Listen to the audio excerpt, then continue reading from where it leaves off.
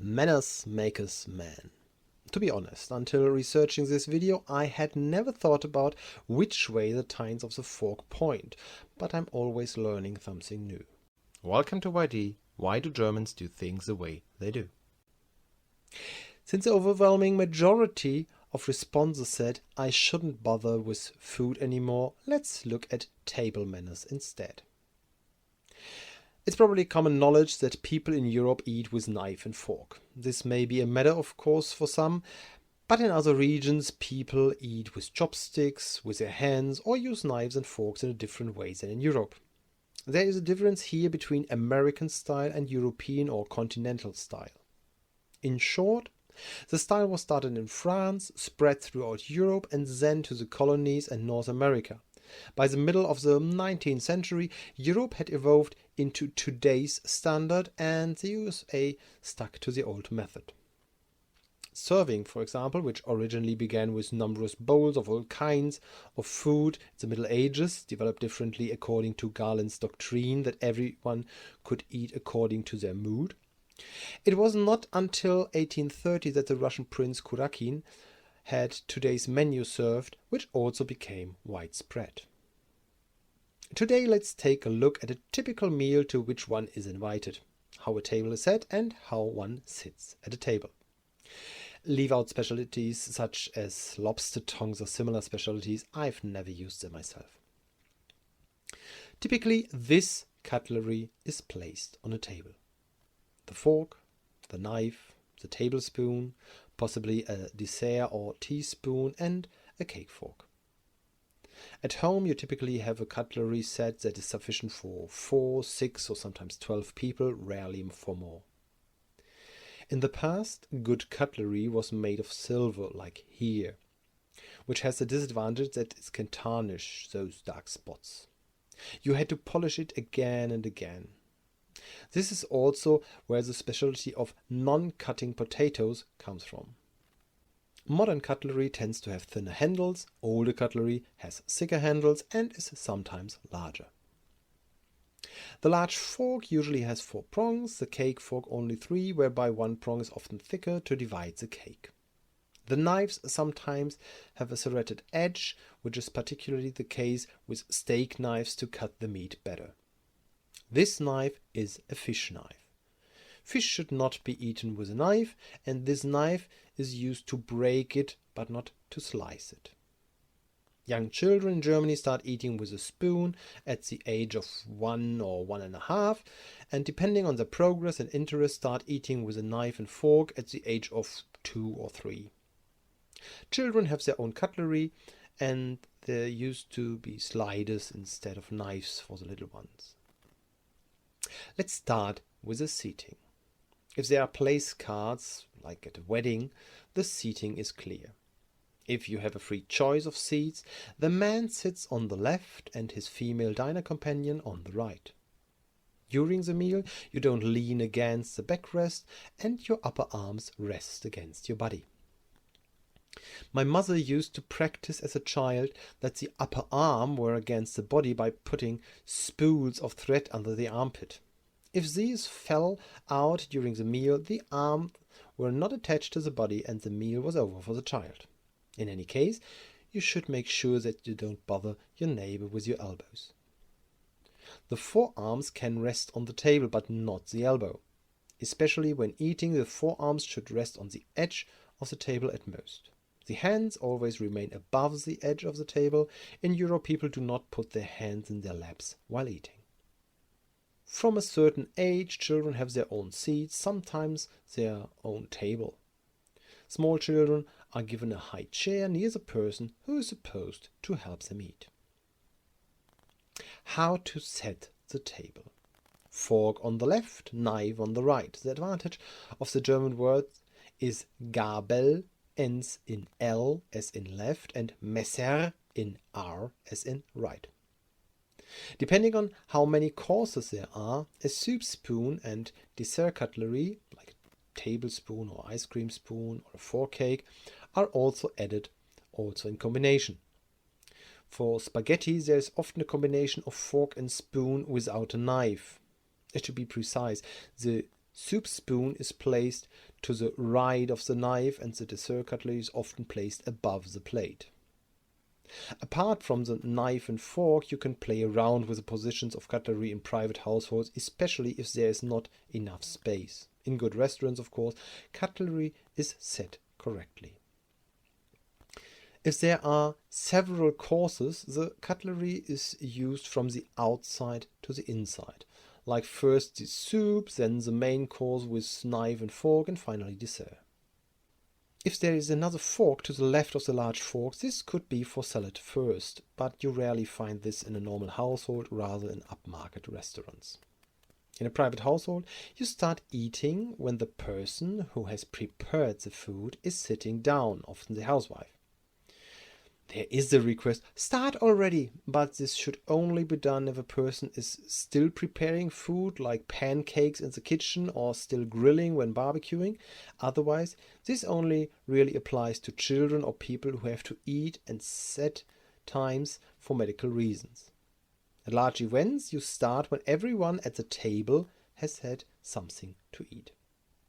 In religious families, prayers may be said before the meal, or children may hold hands and recite a saying before the meal similar to kindergarten. In general, people wish each other guten Appetit, bon appétit, before the meal. If a napkin is available, it can be placed on the lap to prevent spillages.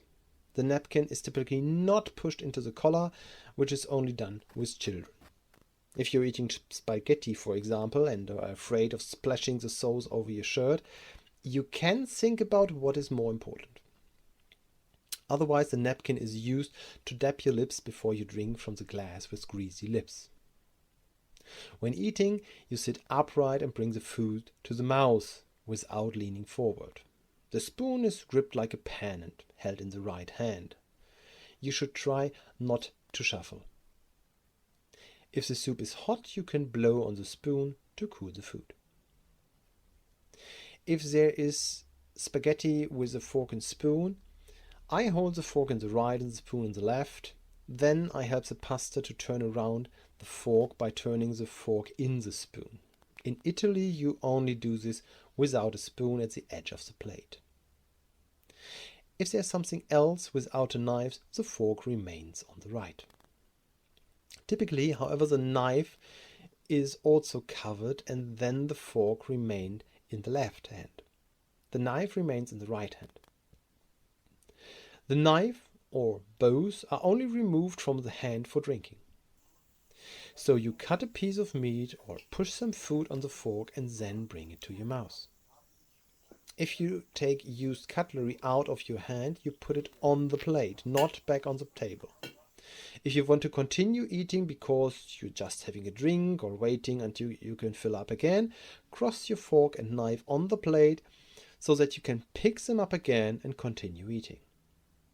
When you're finished, you place the cutlery parallel to the plate.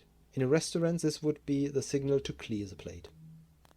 Here's a peculiarity that I didn't know yet. In European style, the tines of the fork would point downwards, whereas in American style, the tines would point upwards.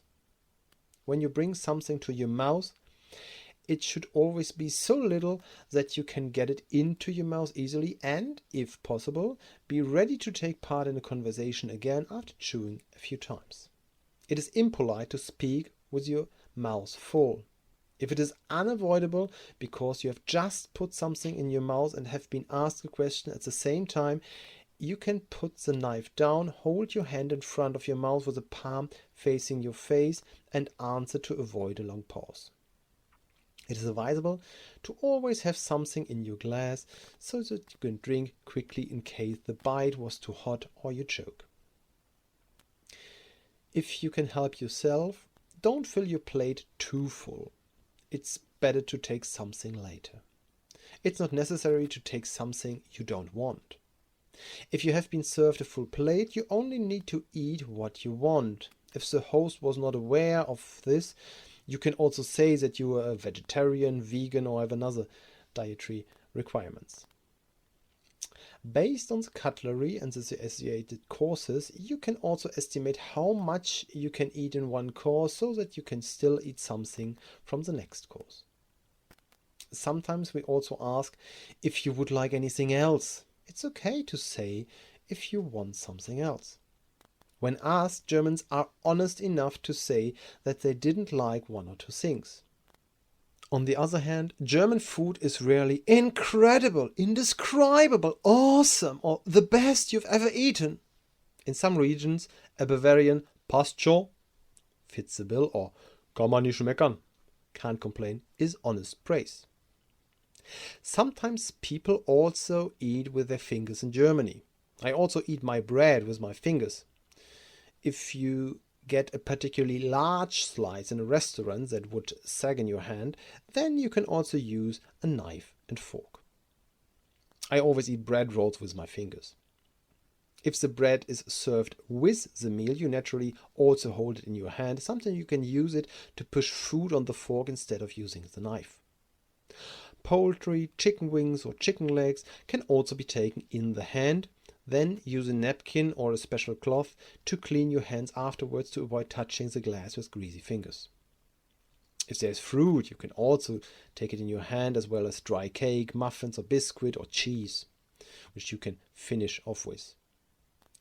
Conversely, if you have something in your mouth that you don't want to eat, you should pick it up with a spoon or fork and then place it on the edge of the plate. If it's a cherry stone, you can also put it on your fist, and fish bones can also be taken out of your mouth with your fingers and put on. In restaurants, different glasses are often set out, and the staff then knows which is the water glass, the white wine glass or the red wine glass. In private households, often only one glass is set, or the appropriate glass for lemonade, beer or wine is handed to you, depending on what you want to drink. Your own glass is placed on the right of the plate. When in a restaurant, of course, everything is brought to the table and cleared away, you can help in private households.